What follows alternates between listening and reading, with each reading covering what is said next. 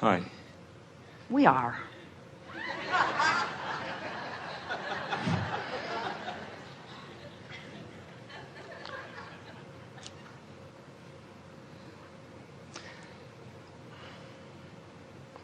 I've only just started reading your writings and listening to your DVDs.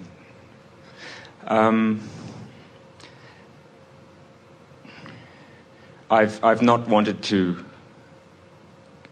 come to a teaching which was the law of attraction, and I've been put off by any idea of coming to that for a long time, because I've been more following an idea of what Eckhart or other teachers would say: instead of getting what you want what you get. And so, in other words, not trying to create a reality, but trying to bring myself into alignment with that which accepts whatever reality gives. Oh, there's power and value in that perspective, and it's not apart from what we are teaching here. I've sort of seen that while I've been here. In a way, there's a melding of both. You both get what you want and want what you get. Well, here is the distinction that you're looking for, and we can speak it, and you're ready to hear it, and it will click into place for you. We speak about law of attraction as the law that manages vibration. But our emphasis here is about the art of allowing, which is finding a stance, an attitude or a mood or a vibration somehow, some way, that puts you in a place where you then allow what you naturally want.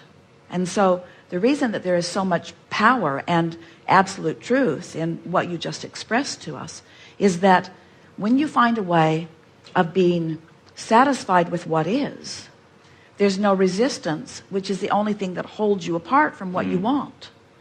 Yeah. So it is, we're all saying some of the same things. And in that sense, exactly the same thing. It's just a matter of finding your way to it.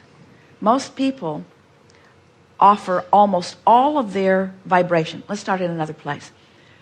What you are focused upon is vibrating. And as you focus upon it, you activate the vibration of that within you. And then it becomes your point of attraction. So law of attraction answers that signal.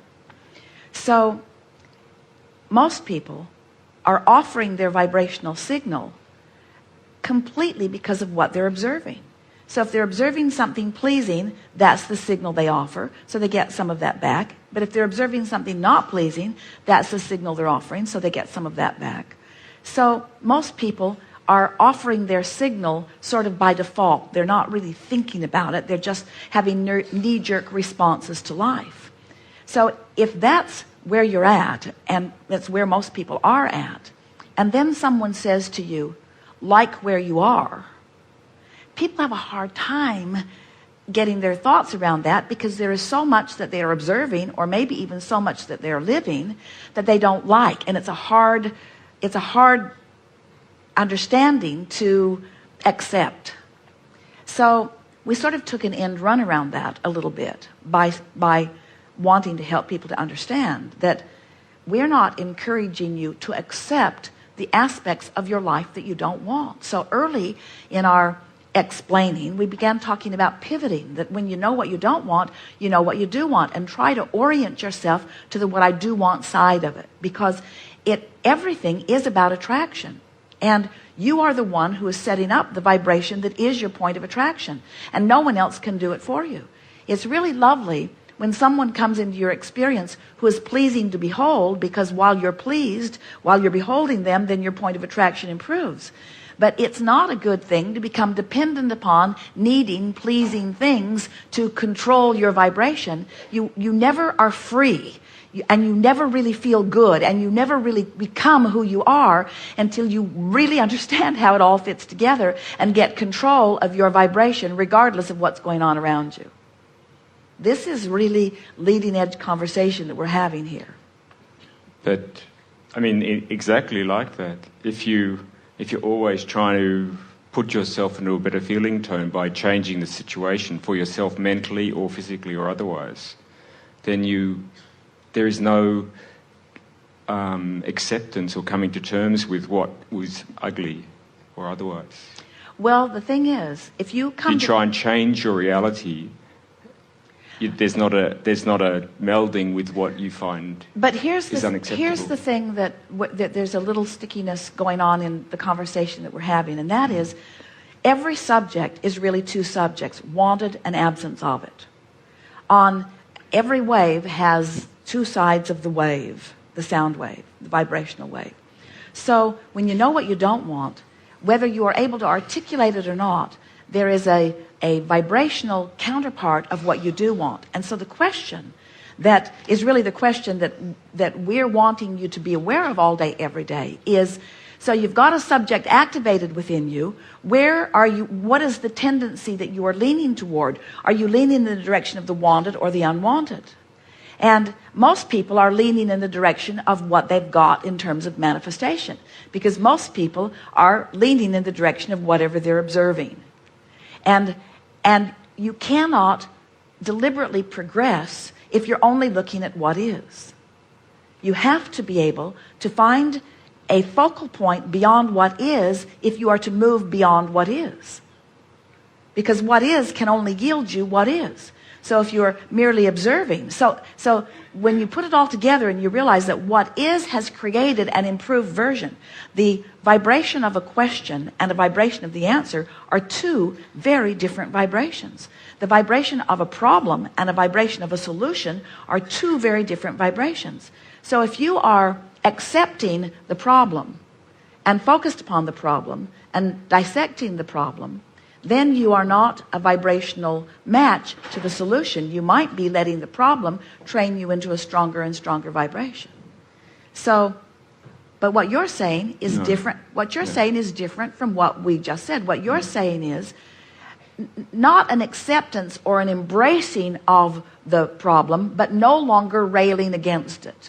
And we're saying as long as you are not in resistance of the solution, then the solution, it's like, this is the best way we've ever said it.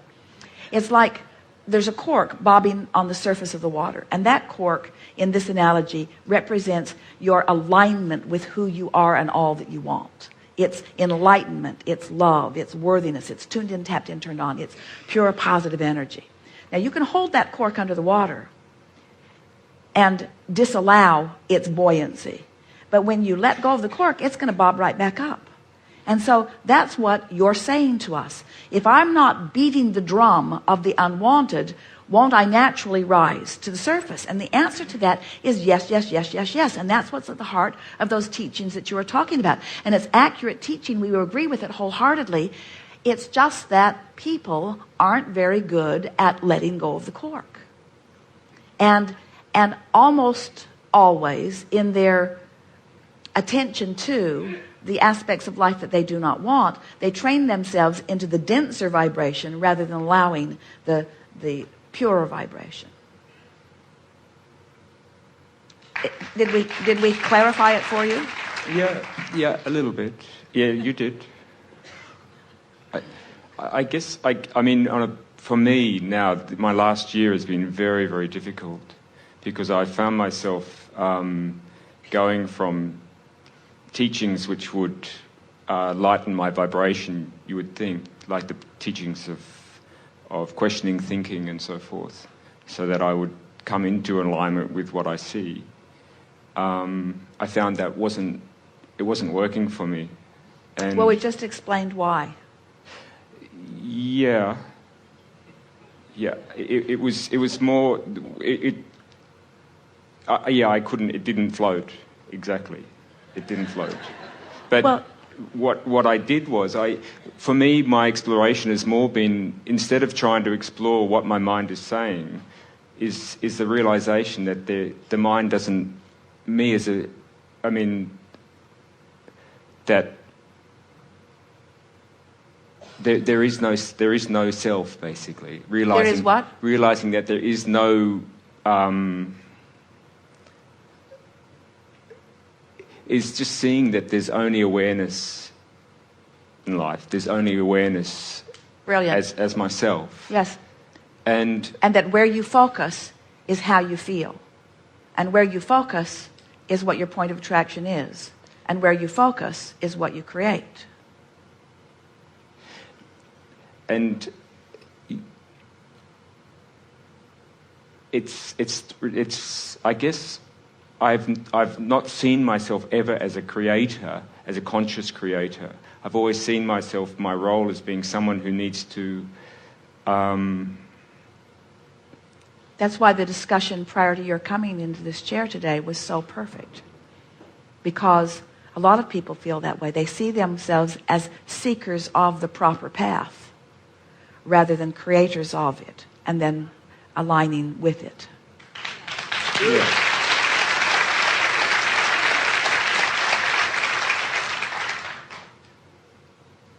And the basis of that is a sort of habitual insecurity that is fostered in an environment where constant comparison has been your experience. In other words, you see, most people are not deliberately aligning with Source. They talk about it a lot, and they talk about God's love, and they want to be part of it, and they talk about compassion and love, but most people aren't in that vibration very much of the time. So instead, what they're doing is banging around with a lot of other physical beings and then comparing the life experiences of that outside the vortex, so to speak, life experience.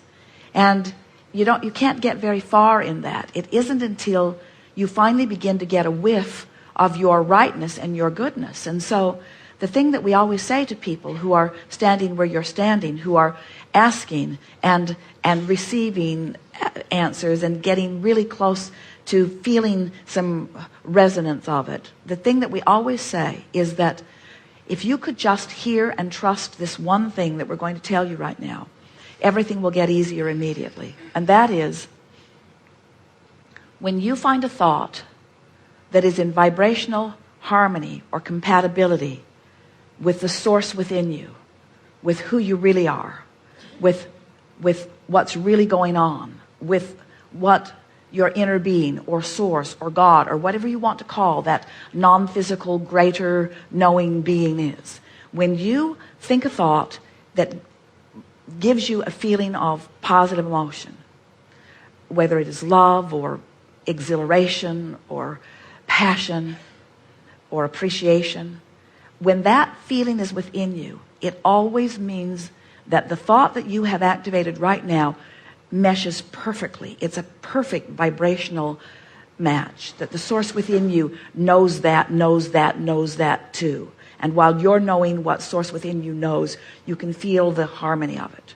But when you think a thought that gives you fear, or you think a thought that makes you anxious, or you think a thought that makes you unsettled, you can know every single time that thought, even if you've got it from the wisest seeming person on the planet, who, like a mother or a father or a clergyman or a teacher or a mentor of some kind, or a doctor, when the thought that they are inspiring or eliciting from you gives you a feeling of negative emotion, you can always know one thing: your inner being is not in agreement with that thought. So as you start allowing that to be the guidance that you're seeking, so it's not outside of you, it's not in some book, it's not on some online course, it's not in some seminar where good reports have been given by wacky people. In other words, it's not something that's outside of you, it's something that comes forth from inside of you. So as we visit with you, there isn't anything that you believe that we want you to stop believing. And there isn't anything that you want that we want you to stop wanting. We have only one thing that we desire as we interact with you, and that is that somehow we can awaken within you your realization that the Source energy part of you exists, your realization that you have, if you want it, conscious, constant connection with that, and that the joyous life that you've come forth to live hinges completely upon your understanding of and your deliberate, conscious, co-creative interaction with that part of you, you see. And if we can awaken even the idea of that within you, and then show you endless processes. We're spewing them all day, every day to help you find that and find that and find that. Eventually, we know you'll find the resonance, and that's when you'll have the knowing. Words don't teach. This is blah, blah, blah, blah, blah, blah, blah, blah, blah. Esther. Friend gave Esther the stamp. Blah, blah, blah, blah, blah. The stamp says blah, blah, blah. Esther says, I'm going to take that with me and just stamp it all around, because there's so much blah, blah, blah, blah, blah, blah, blah going on. It doesn't matter. Blah, blah, blah, blah, blah. Words don't matter. Words only matter when you feel the resonance. As Esther and Barbara are walking through the entry, and some people lined up, and so Barbara is swinging her club, getting people out of the way so that they can walk through. And as she is walking through, Barbara is covered in goosebumps.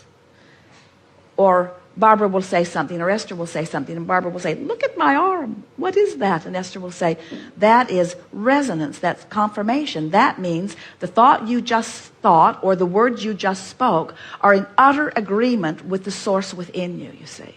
That's the path you want to follow. And some of it you'll find in that book, and some of it you'll find in that book, and some of it you'll find in that book. And some of what you find in those books is off the path, you see.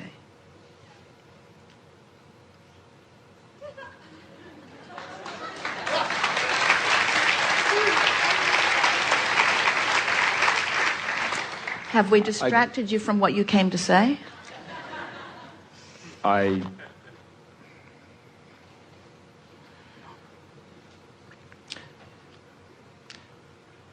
guess the essential thing is that I find that having absolute control over what my reality is feels like it's such an opposite. I'm coming from an opposite direction in my in my path. You're not alone in this. At first, when people come to us and we say you create your own reality, but first they say, the majority who we play with, first they say, oh good, because there's stuff I don't want, and that idea of control feels better than having stuff I don't want. But then almost immediately on the heels of I create my own reality is I create my own reality. It's a little unsettling because you don't feel prepared. You don't feel wise enough. You don't feel secure enough. It will come in time. But that's the message that we were giving to our friend earlier. In other words, he was wanting to tell the story a bit like you're wanting to tell the story. There is something for me, a lover or whatever, and I will find my way to it. That's sort of the story that you're wanting to tell. And there is more satisfaction in that story if you're standing in an insecure place than the story, I'm the creator of my own reality. But haven't you always noticed that whenever you have co-created with someone, whether it's a parent or a teacher, someone you trusted, a lover, haven't you always noticed that at first security feels good, and after a while security feels like bondage? In other words, you always start chomping at the bit. In other words, you can have it feels good to have mom around, sort of pointing the way, until she points you in a direction you'd rather not go. And then you start saying, I'd like to create my own reality. I'd like to create my own reality. And we promise you, you want to create your own reality. It's what your inner being knows. And your inner being knows it so completely that your inner being will not create your own reality. Esther, especially recently, has been trying to get us to do it. Abraham, can't you just fix this? We wouldn't if we could, and we can't. And we wouldn't if we could, and we can't. And we wouldn't if we could, and we can't. Because we would not for a moment deprive you of the opportunity to explore and decide. We wouldn't deprive you of the rockets of desire that are born out of your life. The rockets of desire that are born out of your life are authentic rockets of desire. But when you have rockets of desire and you haven't yet found the trail to them, then it's unsettling. And we get that. All I can see is that I've been where I've been is trying to get out of the driver's seat, actually. Is seeing myself out of the driver's seat, totally out of the driver's seat. Well, let's go with this. No, let's go with this. Let's go with this in this sense. Stay here, just for a moment, because what you're saying there is not off the path at all. Because what you're saying is it's interesting, because here you come. Yeah. And relax. That's why I stay came. here. Just stay here. No, Just stay here. Just stay here. Just for a minute. Just stay here just for a second and listen to what we're saying to you, because where you are and where we are exactly in the same place. And I'm about to agree with you. Good. So stay right. So stay right here for a little bit, because you're really going to like the feeling of this. So here you come. Aren't you enjoying this? Here you come. Here you come. Acknowledging that you are new to this teaching, and yet right here taking this forum to a place that it has not been before, and to a place that it has been getting ready to go. So here's what's going on right here, right now. What you are saying is that in your releasing of control, which is what we've been talking about in the hours that we've been together, when you accept that the vortex is real, and whether you call it the vortex or someone who knows better, whether you call it what my purpose in life was before I got here, it doesn't matter. When you accept that the vortex knows everything that you are and everything that you want, and you give up control of trying to make things happen, and you give your undivided attention to complete resonance with the vortex, that's the message that we are teaching, and that's exactly what you're trying to articulate here. It's right there. Yeah.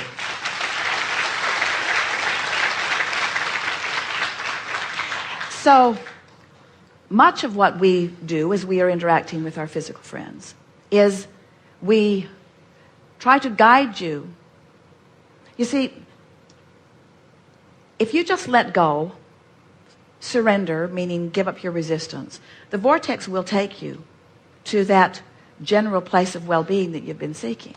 But it is infinitely more exhilarating when you get hold of it in a deliberate way, and you consciously acknowledge, I didn't want that and I did want this, and what I did want felt foreign to me, so I allowed myself, I deliberately trained myself into the feeling place of what I wanted, and then when it showed up, it was infinitely satisfied. And that's what our friend was describing beautifully this morning. As he gets together with this wonderful girl, and they compare the life that they've been living, the reason that this moment in time that they're having is so incredibly delicious is because they each recognize how much they put there that is now being delivered to them. So it's thousands of times more satisfying to receive the delivered package of stuff that you can identify that you put there. That's the benefit that the deliberateness of creation gives. It gives a robustness, it gives a passion to your life experience that is different than if you just say, whatever will be to be, will be, and I know that I will live happily ever after. Look, this is all on the scale of being a player in the dream. A player in the dream of life, where we're living a life where we think all this is real, and we think what we are is something going to be an expanded version of myself. And if that myself doesn't even exist, that self which we think we are is a total illusion. That there is no me, there is no I here, which has a. Well, if that were true, you couldn't feel emotions, negative or positive, because there would be nothing to resonate with or against. Positive or negative emotions are an occurrence of thought process, which create that through the body. Yes, they are. They are a result of a thought process that is vibrational in nature, which are depicting resonance or lack of resonance with that broader perspective. In other words, when we talk about your emotions being your guidance, what they are guidance about is the vibrational variance between the vibration of your being that is source-based and the vibration of your being that is physically focused. In other words, if you can and until someone wraps their thoughts around that, until we are able to convince you that there is a part of you that you are playing against, that you're resonating with or you are resonating not with, until we are able to help you to feel what that guidance is about, you are right. You are sort of free floating like a cork bobbing on the ocean, yeah. And you are out of control, you see. And a lot of people fill in that feeling of out of controlness by subscribing to a God who holds all of the power. But then God becomes so fickle. he is not consistent. He's not what anyone wants him to be. Yeah, no, I'm not thinking in terms of a deity or anything, of a god. I'm just thinking of seeing, like, where I've been going is that within pain, within suffering, within any heavy emotion or feeling, there is presence. There is a present being which is already awake, and it's realizing that within that space, rather than trying to push the heavy emotion away and trying to find a better feeling tone. Pushing the heavy emotion away. Or no, trying to find a better thought, trying to direct thought. But those are two distinctly different things. Pushing the negative emotion away only practices the vibration of it longer. Sure. Reaching for a better feeling thought is necessary because the problem... But that's so subtle. Reaching for a better thought is your feeling... Well, that's why we're talking about getting general with it. In other words, you're right. When you're focused upon something unwanted and someone says, well, you create your own reality. You need to cheer up and find a better feeling thought. The reason that is so abhorrent to you is because it is impossible to move from that specific unwanted thought to a specific wanted thought. You can't set your radio dial on 6:30 a.m. and hear what's being broadcast on 98.7 FM. The frequencies don't match up. You've got to be in the vicinity. Yeah. You've got to be in the vicinity. But it also isn't a good idea to relax into the unwanted and allow the unwanted... Fortunately, you could not permanently relax into unwanted because there is enough in life that will distract you. And sooner or later, you have to sleep. And But it's finding I guess where I've been going is finding the wanted within the unwanted. Immediately seeing what's already here, which is wanted. Which is what living out of being, living out of the space of being, which doesn't reject the unwanted. It accepts the unwanted. And accepts the unwanted as a valuable part of the creation of the wanted. Yes. And helps you to be able to focus, because without the absence of light, the presence of light would give you nothing to see. In other words, without the unwanted, the wanted could not exist. Your ability to focus anything into being could not be if there was not the opposite with which to cause it to come into being. But the reason, we're talking about the same thing. The reason that we have so much fun mocking our own affirmation cards is because we're speaking exactly the same thing that you're speaking. To stand in defiance of unwanted by affirming that is otherwise only makes it worse. That's what you're saying to us.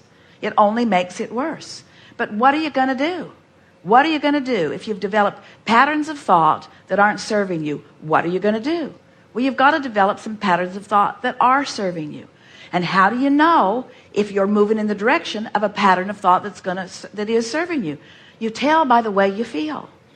And why do the emotions exist within you? Because there is a point of view that is calling you home. And when you're going in the direction of who you've become, you always feel good. And when you're pulling in opposition of who you've become, you feel bad. And it does not need to be more complex than that. Yeah, no, what I like about what you say is that letting go of resistance brings you to a space where you basically don't... there's less concentration of thought. There's more a sense of being and more a sense That's of why meditation knowing, is such a good tool, because when you meditate, you quiet your mind. When you quiet your mind, you stop thought. When you stop thought, you stop negative thought. When you stop negative thought, your vibration raises. But training your vibration bit by bit, in other words, the newest way that we've come to explain this to you is that if you find yourself feeling good about something in some freaky, flukish moment, in other words, maybe you just got bored and stopped thinking, or maybe you watched a mindless sporting event in which you didn't have anything invested, or you didn't care, or maybe you had a massage, or you were swimming or running or something that was distracting you from a vibration. And so in the process of that, your vibration lifts. Just the cork just lifts. It just does, which is what we call going into the vortex. And then in acknowledging that you are there, just then focusing in an effort, not the right word, but in a decision to maintain the vibration, the higher vibration, for the simple reason that it feels better. And what we want you to realize is that the vortex, or that higher vibration, will train you into a frequency if you allow it to exist for a little while. In other words, a lot of people, when they first hear us, their comment is, Abraham, is it normal for all hell to break loose in my life when I begin doing this work? And we say, yeah. Because when we are able to get you to listen to us for a while, and therefore allow your vibration to raise, the more you do that, the less tolerant you are of the vibrational patterns that you have established for quite a long time. So gradually the thoughts start shifting. If you've been listening to us for a while, and you haven't, but if you go back and read some of what we've accomplished through these magnificent co-creative environments, you'll discover that we are eternal spewers of processes. But every process that we offer is toward the same result. Every process is about helping you to find a way of releasing the resistance that is unnatural but feels natural that you've picked up along your physical trail. Because we know as you peel the layers of this onion and you leave resistance behind and resistance behind and resistance behind, you're going to allow more of the rendezvous, not just with your lovers that you've been putting into your escrow, but with your ideas, with who you really are, with your worthiness, with your stability, with your confidence, with your understanding of who you are, you see. It's all working very well for you. And this has been a very interesting and productive conversation. And nearly everyone who has been listening to it has benefited by the evolution of it. Because as they hear you arguing for the limitations that are natural, many of them are happy that, because they were all where you are to some degree. And feeling the satisfaction of having left some of those things that you're still thinking that they once thought behind. However, and we're asking you this, have you ever heard more leading edge things coming from a person than what you heard here today? So you don't feel behind, you feel right out there, which means you've got desire and understanding that you're sometimes getting and sometimes not. And that's why the tension feels strong within you. That's why you want to give up. You want to surrender. You want to let go. You want to stop fighting it. You've done enough study to know that there's something in that for you. And we think together we have re-identified that here in this body of work as well. Do you agree? Do you agree? Do you agree?